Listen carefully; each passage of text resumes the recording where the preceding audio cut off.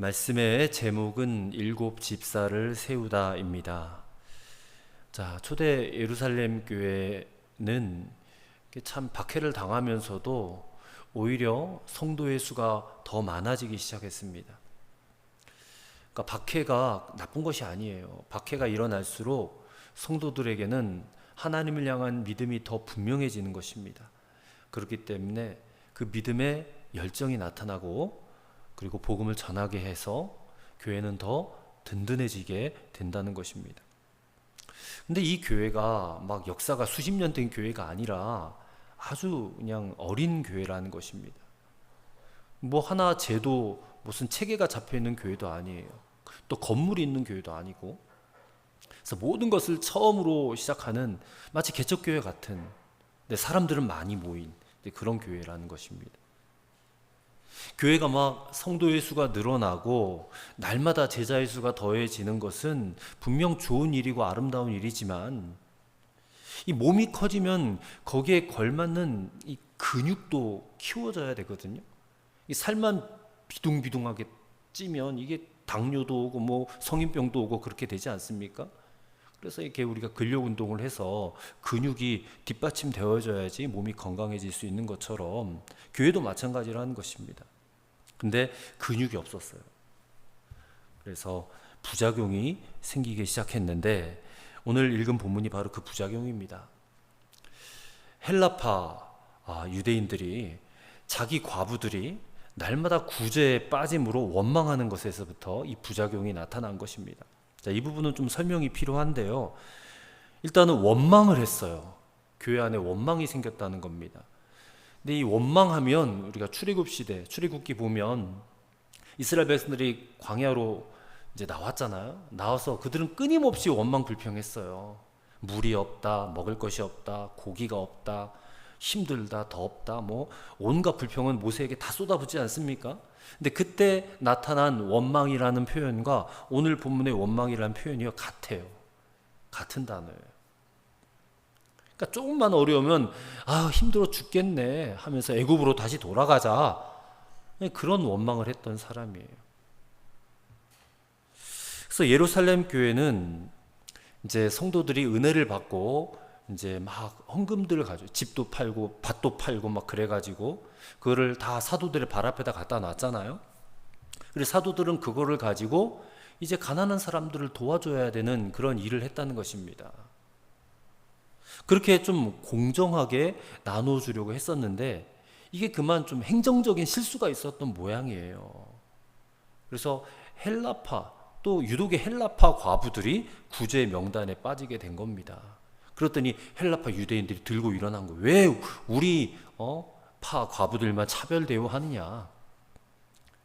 그러니까 안 그래도 이게 지금 타양살이 서러운데 왜 우리 과부들만 구제 명단에서 빠졌느냐 하고 막 원망을 했다는 거예요. 그럼 이 헬라파 유대인들이라는 사람들은 대체 어떤 사람들인가를 알아야 돼요. 이 사람들은 팔레스타인 땅에서 태어난 사람들이 아니에요. 유대인들인데 이미 그들의 부모, 조상들이 타 지역으로 건너갔어요. 그리스나 로마나 뭐 고린도나 이런 데 흩어져 살면서 거기에 이제 언어는 헬라어잖아요. 그리스어란 말입니다. 이제 그것을 배워서 사용하던 유대인들이니까 이 언어가 다르면요, 완전히 그들의 문화까지 받아들여요. 우리가 일제시대 때 우리말을 못 쓰겠잖아요. 일본말 쓰게 했잖아요. 왜냐하면 우리말을 계속 쓰면 이 우리의 전통과 우리의 문화를 계속 유지 보존할 수 있는데 일본어를 쓰게 하면 결국에는 일본의 사상과 일본의 문화를 따라갈 수밖에 없는 거잖아요. 마찬가지래요. 헬라 지역에 사니까 헬라어를 사용해야 되고 그럼 헬라 문화에 깊이 물드는 사람들이에요. 근데 이 사람들이 이제 명절에 예루살렘에 왔다가 이제 복음을 들은 거예요. 오순절 마가다락방에서 그 놀라운 광경도 보고 그렇게 해서 이제 개종해서 예수님을 믿은 자들이라는 것입니다. 근데 이들의 사고방식은 그냥 헬라인이에요. 헬라인처럼 생각하고 헬라인처럼 사고하고 행동해요. 그래서 히브리파, 그러니까 본래 팔레스타인 땅에서 태어난 히브리파 유대인들하고는 어떻게 보면 굉장히 문화적인 차이가 있는 그런 사람들이에요.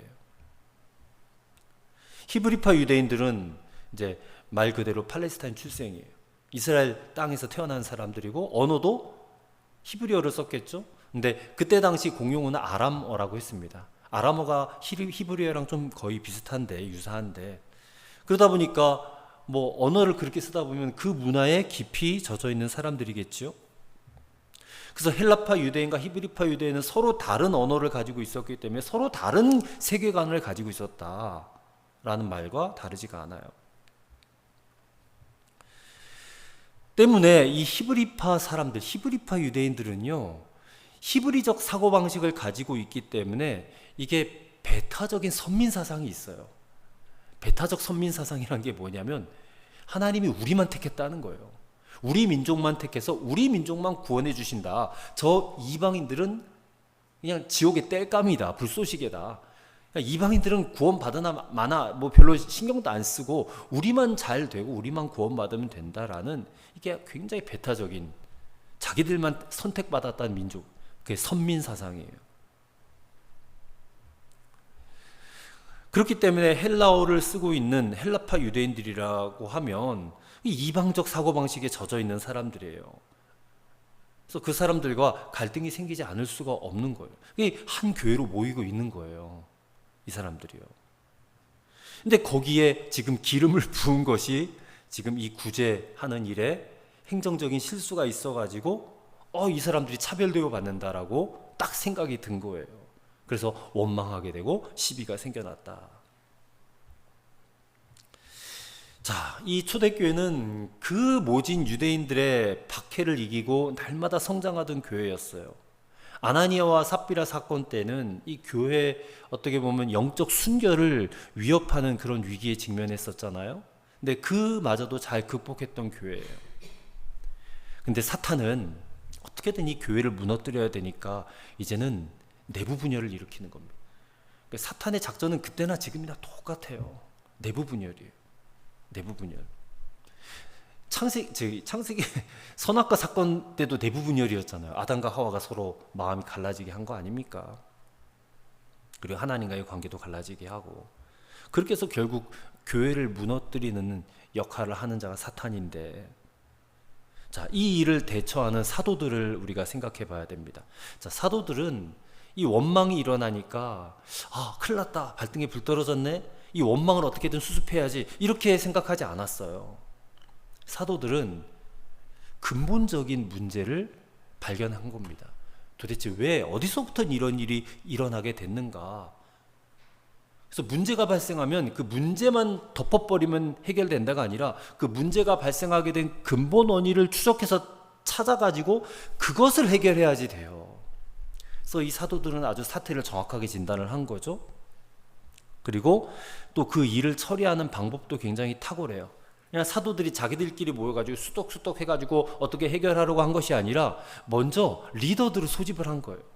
제자들을 불러 모았다고 오늘 본문에 나와 있죠. 2절 말씀에 보면 12사도가 모든 제자를 불러 이르되, 그러면서 뭐라고 말을 합니까? 이게 진단하는 거예요. 우리가 하나님의 말씀을 제쳐놓고 접대를 일삼는 것이 마땅하지 않다, 이렇게 말을 하는 겁니다.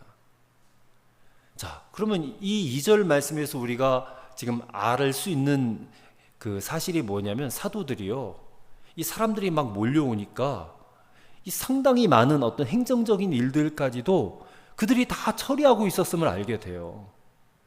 사람이 많아지면 그만큼 행정적인 일들도 많아지기 마련입니다. 근데 오늘 본문은 특별히 구제 사업에 대한 일들이 많아졌음을 말해줘요. 그래서 접대를 일삼는 것이라는 이 말은요, 원어적으로 표현을 따지면 먼지가 일어날 만큼 분주히 움직이다, 이런 뜻이에요. 쉴 틈이 없다는 거예요.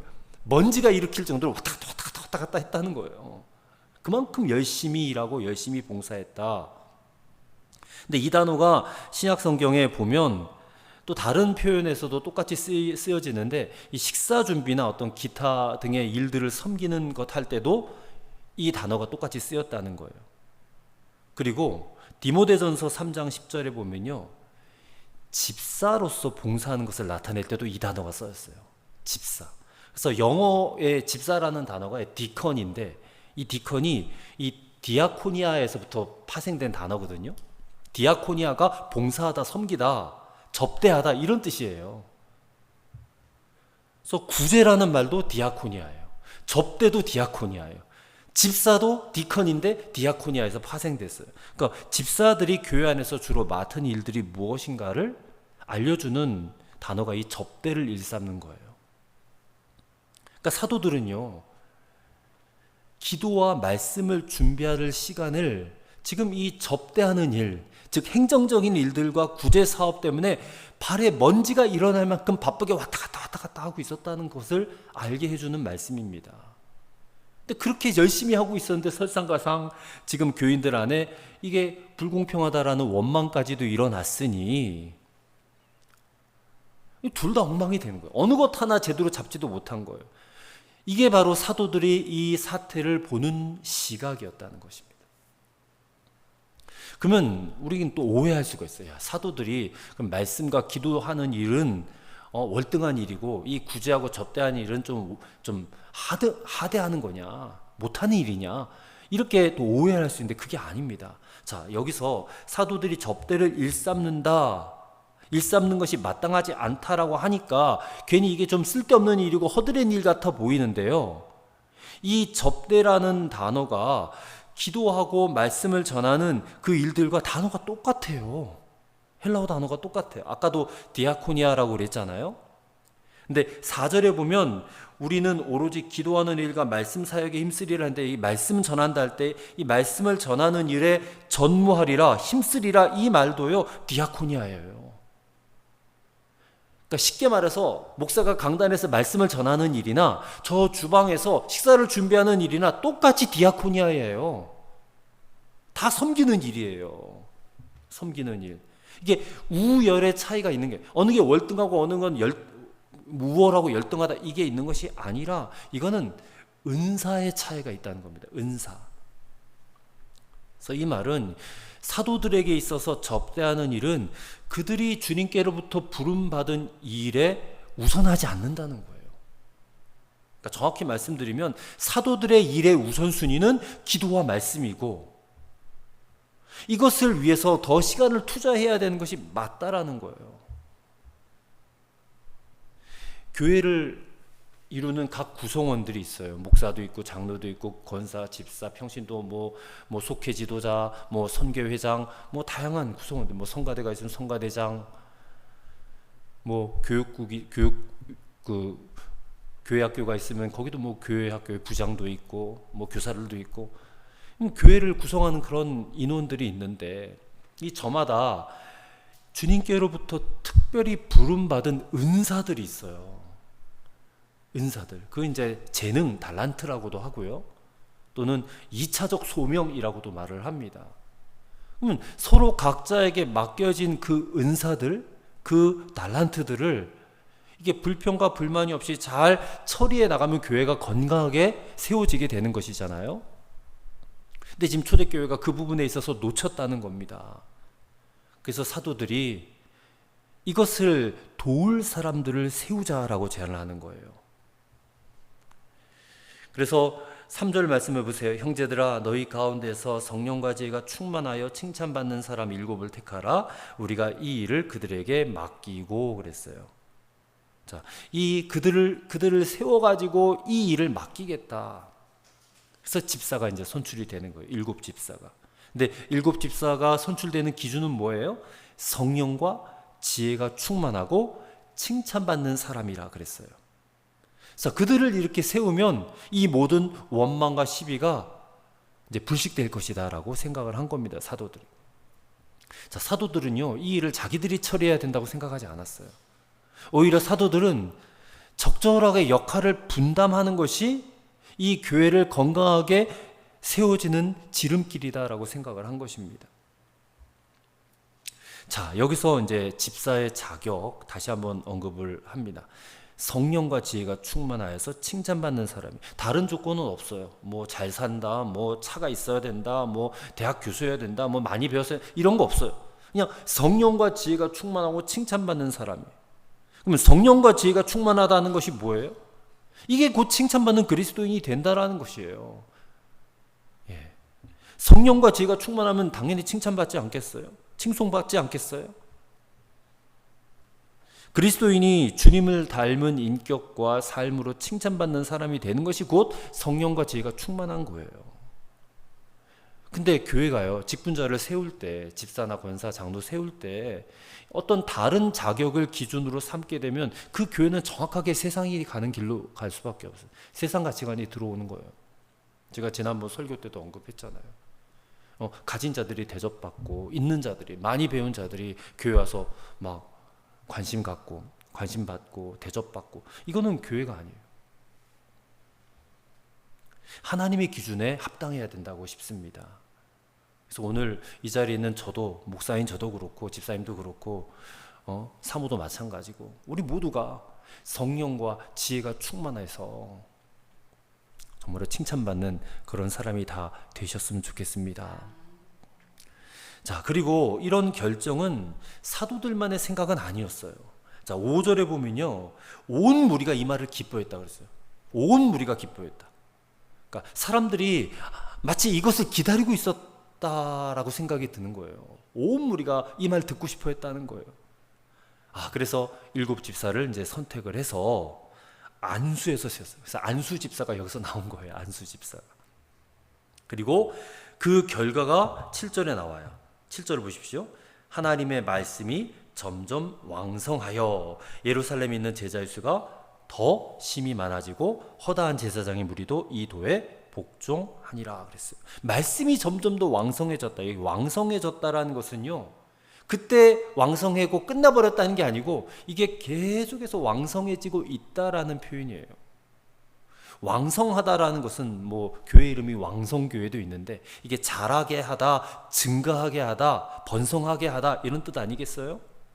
그래서 하나님의 말씀이 지금 교회를 질적으로도 계속 자라나게 하시고 양적으로도 믿는 자의 수가 지속적으로 증가하게 하셨다.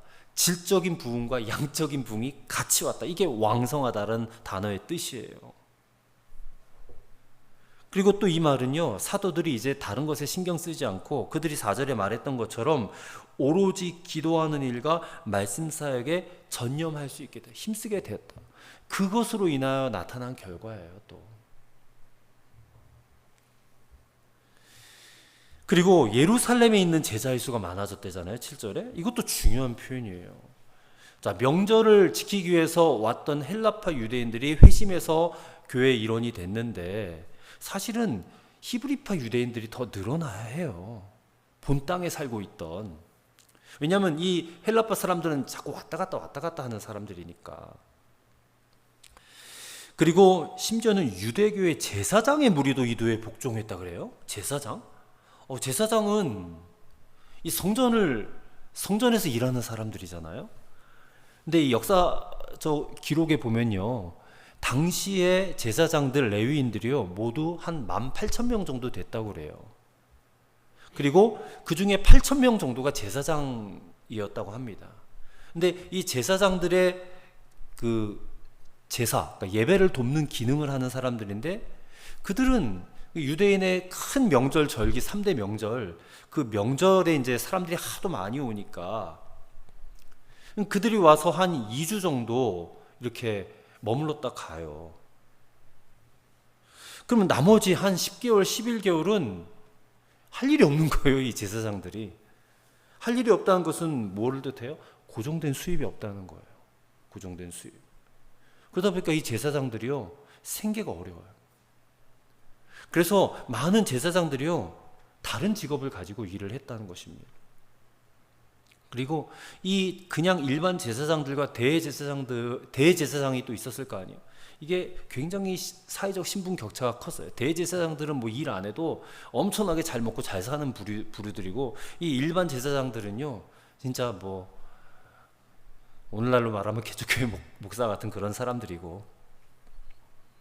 근데 이 대제사장들은요, 이 일반 제사장들에게 11조도 떼갔어요. 소득의 10분의 1도 떼어가고요. 그게 율법이 그렇게 기록이 돼 있으니까. 그러니까 이 제사장들 가운데는요, 먹을 게 없어서 굶어 죽는 그런 일들도 있었다고 합니다. 그래서 당시 제사장들의 생활이 얼마나 어려웠는지 그것을 보여줘요.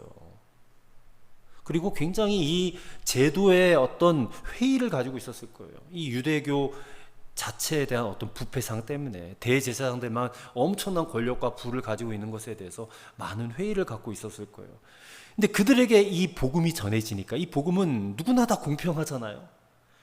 누구나 다 공평해요. 부한 자나 가난한 자나 뭐 신분 고하를 막론하고 누구나 이 도에 그냥 복종하게 되니까 거기에 호감을 느끼고 이 제사장 무리도 이 도에 복종하게 되었다라고 기록을 하고 있는 것입니다. 자, 오늘 우리는 그렇게 이제 성장하던 초대교회가 지금 구제 문제로 원망에 휘말렸던 것을 보았어요. 근데 이 원망과 이 불평은 이제 7 집사를 세움으로써 다 불식이 됐어요. 그리고 이제 그 어려움을 딛고 더욱 성장하는 교회가 됐어요. 그래서 그들은 이제 뭐 효과적으로 할 일들을 잘 분담하는 이제 그런 체계들도 세워지게 됐을 거라고 생각합니다. 그래서 오늘 우리의 교회도 생각해 보면 교회도 문제 없는 교회 없어요. 다 문제가 있습니다. 다만 그런 문제들을 어떻게 풀어갈 것이냐, 어떻게 해결할 것인가, 그 근본의 문제의 근본을 찾아 들어가는 것이 중요하다는 것입니다. 그리고 대개는 사람을 제대로 세움으로 인해서 문제가 해결되어지는 것을 보게 되는 것 같아요. 자, 근데 이제 8절의 말씀부터 보시면, 자, 7 집사가 세워졌는데 이제 또 하나의 어려움이 생기기 시작합니다. 바로 이제 스데반, 우리가 잘 아는 스데반 집사의 이제 문제인데, 이 스데반 집사가 은혜와 권능이 충만해요. 7 집사 가운데 단연코 제일이었던 것 같아요. 그래서 큰 기사와 표적도 민간에 행했다 그랬어요. 기도하니까 막 병든 사람이 고침받고 막 그랬던 것 같습니다. 근데 이 스데반 집사가 자유민들과 토론을 하다가, 논쟁을 하다가 문제가 생겼어요. 자, 여기 자유민들이라고 구절에 나오잖아요. 이 자유민들은 어떤 사람들이냐면 로마의 노예로 잡혀갔다가 풀려난 사람들의 그룹이에요. 그리고 이들은요, 또 자신들만의 어떤 소그룹을 지어서 생활했던 굉장히 어떻게 보면 폐쇄적인 그룹이에요. 근데 그들이 지금 이 스데반이 소속된 헬라파 사람들처럼 이들 역시도 헬라어로 말하고 그렇게 하나님을 섬기는 그룹이었는데, 그들과 지금 스데반 집사 사이에 논쟁이 일어났다는 거예요. 논쟁이 무엇이냐면 네가 옳으냐 내가 옳으냐, 옳고 그름을 시시비비를 따지는 게 논쟁이에요. 초대교회 7 집사는 다 헬라파 사람들입니다. 유대인들, 히브리파 유대인들 아니에요. 다 헬라파 사람들인데 그 중에 한 사람인 스데반 집사가 성령과 지혜가 충만했고 은혜와 권능이 충만했다고 말씀하잖아요. 자, 그는 정말 한마디로 예수님께 푹 빠져버린 사람이에요. 그리고 예수님께 푹 빠지면 어떤 일이 벌어집니까? 이 예수님을 어떻게든 증거해야 된다라는 생각에 가득했을 거 아니에요. 그래서 하나님이 거기에 또 은혜와 권능을 충만하게 부어주셨어요. 그래서 열심히 그리스도를 증거하고자 했던 사람인데, 이 지금 자유민들과, 이 자유민들도 헬라파 유대인들이에요. 이들과 이제 논쟁을 하기 시작했어요. 이들에게 아마 복음을 전하지 않겠습니까? 근데 복음을 전할 때에 그들의 문화는 논쟁하는 문화였으니까 헬라어를 사용하고 헬라 철학의 영향을 받, 철학은 굉장히 논쟁을 많이 한다고 합니다. 그래서 논쟁이란 방법을 택해서 복음을 전할 수밖에 없었다는 거예요. 어쨌든 헬라식 전도는 논쟁이에요. 근데 논쟁은 일종의 말싸움이잖아요. 그래서 이 스데반이 성령과 지혜가 충만해서 아주 탁월한 논리를 가지고 논쟁에서 이겼을 것 같아요. 그러면 상대방이 당신의 말이 옳습니다라고 승복하고 우리도 당신이 말하는 그 예수님을 믿겠습니다 하고 나오면 너무나 좋았을 뻔했을 텐데, 이게 그렇지가 못하다는 거예요. 논쟁에서 이겼다고 상대방이 예수님을 영접하지 않아요. 자, 사도 바울도 헬라파 유대인이에요. 사도 바울도 이것을 경험한 적이 있어요. 자, 아덴이라는 곳에 가서 2차 전도 여행 때 아덴이라는 곳에 가서 전도를 했는데, 거기서는 논쟁으로 한번 전도해보자, 이제 이런 마음을 품고 거기 있는 사람들과 철학적으로 논쟁을 했단 말이에요. 근데 아덴에서의 전도를 그는 실패했다라고 사도행전에 기록을 하고 있어요. 그리고 고린도전서 2장 1절에 보면 아덴에서 전도의 실패를 이렇게 고백을 하고 있습니다. 형제들아, 내가 너희에게 나아가 하나님의 증거를 말할 때에 말과 지혜의 아름다운 것으로 아니하였나니 내가 너희 중에 예수 그리스도와 그가 십자가에 못 박히신 것 외에는 아무것도 알지 아니하기로 작정하였음이라 그래요. 자, 아덴에서 말과 지혜의 아름다운 것으로 논쟁해서 내가 논리적으로 저들을 한번 이겨보겠다, 그래서 예수님을 증거해보겠다고 했는데 완전 실패했거든요. 그래서 고린도에 가서는 이제 더 이상 이런 방법으로 전도하지 않을 거야. 이제는 오직 예수 그리스도와 그가 십자가에 못 박히신 것 말고 나 말하지 않을 거야. 오직 그것만 말할 거야.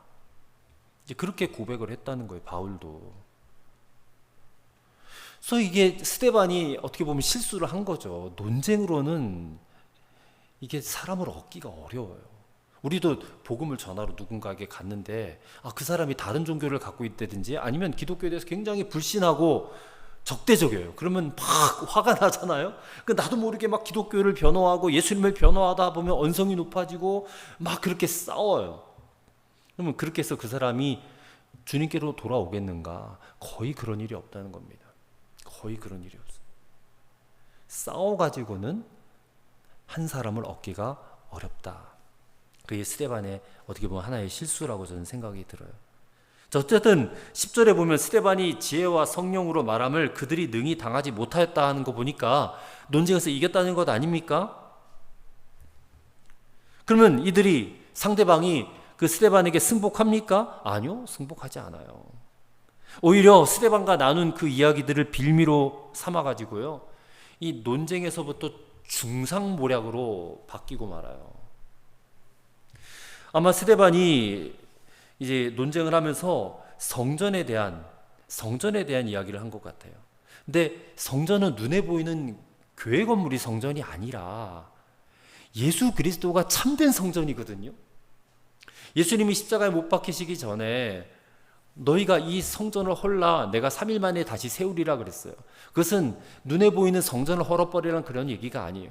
너희가 나를 잡아 십자가에 매달아 죽이겠지만 내가 3일 만에 다시 살아날 것이다 라는 것을 비유적으로 하신 말씀. 그것은 곧 성전이 곧 예수님 자신이다, 예수님의 몸이 성전이다라는 것을 얘기한 거고, 스데반도 그것을 얘기한 건데 이 사람들이 그것을 교묘하게 하나님과 성전을 모독하는 말로 지금 바꾸어가는 것입니다.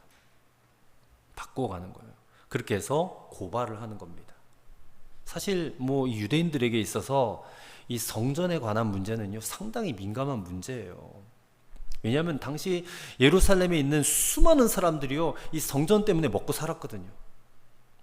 예루살렘 성전 유지를 위해서, 또 거기에 드려지는 여러 제사들을 위해서 세계 각처에서 흩어진 유대인들이요, 막대한 헌금을 보내와요. 또 절기 때마다 순례하러 온 순례객들이요, 또 와서 막대한 헌금을 바쳐요. 또 거기서 예수님 당시에도 그랬지만 양도 팔고 소도 팔고 또 환전상들도 있고, 그래서 엄청난 돈이 예루살렘으로 다 모여요. 예루살렘 성전으로. 그렇기 때문에 그 도시 사람들 유대인들에게는요, 이 성전이 굉장히 중요한 그런 수입원에 해당했다는 것입니다. 근데 지금 스데반이 와가지고 성전 얘기를 하니까 이 성전을 공격하는 것처럼 여겨진 거예요. 왜냐하면 그것은 곧 자기들에게 직접적인 생활권의 침해로까지 받아들여진 거예요. 그래서 이 유대 지도자들에게요, 이 성전을 공격한다는 소리를 그냥 고발을 해버린 거예요, 스데반을. 그래서 스데반이 이제 소환된 건, 붙잡혀 간 겁니다. 11절, 12절 보십시오. 사람들을 매수하여 말하게 하되 이 사람이 모세와 하나님을 모독하는 말을 하는 것을 우리가 들었노라 하게 하고 백성과 장로와 서기관들을 충동시켜 와서 잡아가지고 공회에 이르러. 13절, 거짓 증인들을 세우니 이르되 이 사람이 이 거룩한 곳, 성전이죠, 이 거룩한 것과 율법을 거슬러 말하기를 마지 아니하는도다. 이 논쟁이란 게 이런 거예요. 스데반 집사가 잘못했다라고 이렇게 해서는 안 된다 그런 말을 하고자 하는 건 아닙니다. 모든 성도라면, 그리스도인이라면 정말 영적 권위를 가지고 복음을 증거해야 돼요. 근데 그렇지 않고 뭐 무익한 논쟁에 휘말려 가지고 거기서 막 말다툼을 하고 싸워서는 안 된다, 그런 이제 말씀을 드리는 것입니다. 자, 이런 상황 가운데 지금 스데반의 태도가 우리에게 너무나 큰 도전을 줘요. 14절 15절입니다. 그의 말에 이 나사렛 예수가 이곳을 헐고 또 모세가 우리에게 전하여 준 규례를 고치겠다 함을 우리가 들었노라 하거늘 공회 중에 앉은 사람들이 다 스데반을 주목하여 보니 그 얼굴이 뭐와 같아요? 천사의 얼굴과 같더라. 자, 정당한 논쟁의 결과에 이들은 승복하지 않고 중상모략으로 지금 공회에다 고발을 하고 스데반이 공회에 잡혀와서 지금 딱 피고인처럼 서 있는 거예요. 근데 그 얼굴을 사람들이 주목해서 봤는데 그 얼굴이 천사의 얼굴과 같았대요. 천사의 얼굴과 같다는 것은 두렵고 떨리는 마음이 아니라 굉장히 놀라운 평안 가운데 있었다, 그 말입니다. 그 마음에 그리스도의 사랑과 평화가 가득하게 넘쳤다는 거예요. 그게 얼굴을 통해서 보여지는 것이에요. 뭐 보통 사람들은요, 뭔가 긴장하고 불편하면 그 기색이 다 느껴지잖아요, 얼굴을 통해서. 뭐 저도 성격이 그래서 그런지 모르겠지만 이 얼굴로 다 말해버리는 스타일이에요. 그래서 조금만 듣기 불편한 소리 들으면요, 표정에서 다 말을 해버려요, 저도. 근데 뭐 그게 저만 그렇겠습니까? 우리 모두가 다 그렇죠. 포커페이스 하는 사람들이 뭐 얼마나 많겠어요. 다 얼굴에서 드러난단 말입니다. 근데 스데반은 이 불편한 상황, 이 억울한 상황, 그리고 이 두려운 상황, 이 자칫 잘못하면 자기가 죽을 수밖에 없는 그런 상황인데 놀라운 평안을 간직했다는 거예요. 놀라운 평안을. 이게 오늘 우리에게 큰 도전을 줍니다. 그가 얼마나 은혜와 성령이 충만했는지. 오늘 우리가 그렇게 되기를 간절히 바랍니다. 저는 초대교회에 이 유능한 일꾼들 7 집사가 세워져서 이렇게 교회가 든든하게 세워져 가는 모습을 보면서 참 부럽다, 그런 생각을 했습니다. 뭐 우리 교회는 개척교회니까, 작은 교회니까 사실은 뭐 교회 모든 일을 목사 혼자서 다 해요. 뭐 하나 주보 만드는 것부터 해가지고 청소, 뭐 여러 가지 하는 일들, 뭐 교회 뭔가 문제 생기면 그것도 다 처리하러 쫓아다녀야 되고, 뭐 그런 뭐 혼자 할 수밖에 없는 그런 교회일 수밖에 없는데, 그러다 보니까 일꾼이 세워지는 것이 얼마나 소중한가. 정말 내 교회다라는 의식을 가지고 교회의 어떤 주인의식과 또 소속감과 인정감과 안정감을 가지고 목사와 역할을 분담해 가지고 최선을 다해서 섬겨줄 그런 7 집사 같은 분들이 세워지기를 바라고, 또 우리로 부족하다면 그런 분들을 보내주시도록 저는 간절하게 기도하고 있습니다. 그리고 이 공회 앞에 선 스데반 집사의 얼굴, 이 천사와 같은 얼굴, 초대교회 성령 충만한 모습이 어떤 것인지를 우리가 또 도전을 받게 돼요. 그래서 교회는 세상 앞에서 이렇게 살아야 한다는 것도 깨닫게 되는 것 같습니다. 자, 이제 우리 합심해서 함께 기도했으면 좋겠어요. 하나님, 우리 교회도 초대교회 7 집사와 같이 성령과 지혜가 충만하고 칭찬받는 일꾼이 세워지게 하여 주옵소서. 우리가 그런 일꾼이 되기를 바라지만 우리가 부족하다면 그런 일꾼들을 하나님 보내어 주시고, 특별히 성령 충만했던 스데반 집사의 천사와 같은 얼굴이 세상 속에 살아가는 우리의 얼굴이 되게 하여 달라고 우리 간절하게 통성으로 1분 동안 기도하도록 하겠습니다. 성령 하나님, 오늘도 우리에게 귀한 말씀 주셔서 감사합니다. 오늘도 우리에게 능력이 되고 도전이 되는 말씀을 허락해 주셨습니다. 초대교회에 문제가 생겼지만 사도들은 문제의 본질을 파악하였고, 그 문제의 본질 속에서 결국에는 일을 분담하고 역할을 분담해야 하는 사실을 깨닫고 성령과 지혜가 충만하고 칭찬받는 사람 7을 세워서 집사로 그들이 감당해야 될 일들을 맡겼던 것을 보았습니다. 하나님, 오늘 우리 교회도 하나님 목회자와 같이 함께 교회를 세워나갈 수 있는 그런 충성되고 신실한 일꾼, 칭찬받는 일꾼이 우리 교회에도 세워지게 하여 주옵시고, 하나님, 우리가 부족하다면 그런 일꾼들을 우리에게도 보내어 주셔서 우리 교회가 든든하게 세워지고 이 시대에 아버지 안에 선한 영향력을 발휘하고 이 지역사회를 온전히 구원시켜내고 날마다 왕성하는 교회가 되어질 수 있도록 하나님 축복하여 주시옵소서. 성령 충만했던 스데반 집사의 이 천사의 얼굴이 정말로 우리에게 도전이 됩니다. 아버지, 그의 얼굴이 이 세상 속을 살아가는 오늘 우리의 얼굴이 되기 원합니다. 우리도 내적인 평안이 가득하게 원합니다. 그리스도의 사랑과 은혜가 충만한 그런 모습이 우리의 얼굴을 통하여서 세상을 향하여 드러내게 하여 주옵소서. 세상 사람들이 우리의 표정과 얼굴만 바라봐도 은혜롭다고, 아버지 하나님, 그런 말을 할 수 있을 정도로 하나님, 우리 안에 주님의 성령이 가득하게 하시고 주님의 은혜가 충만하게 하여 주실 것을 믿습니다. 오늘도 말씀과 기도로 살아가는 우리 모두에게 하나님, 성령님 역사하여 주시옵소서. 하나님, 초대교회가 겪었던 이 구제의 문제, 원망의 문제를 그들은 7 집사를 세워서 지혜롭게 극복하였던 것을 보았습니다. 하나님, 오늘 우리 교회도 목사와 함께 교회를 세우고 성장시켜 나갈 정말로 성령과 지혜가 충만하고 칭찬받는 일꾼들을 세워 주시옵시고, 우리로 부족하다면 그런 일꾼들을 우리에게도 보내어 주옵소서. 우리가 세상 속을 살아갑니다. 이 세상 속에 살아간 교회된 우리도 스데반처럼 예수님의 사랑과 평안이 가득한 충만한 천사의 얼굴을 갖게 하여 주시옵소서. 예수님의 이름으로 기도하옵나이다. 아멘.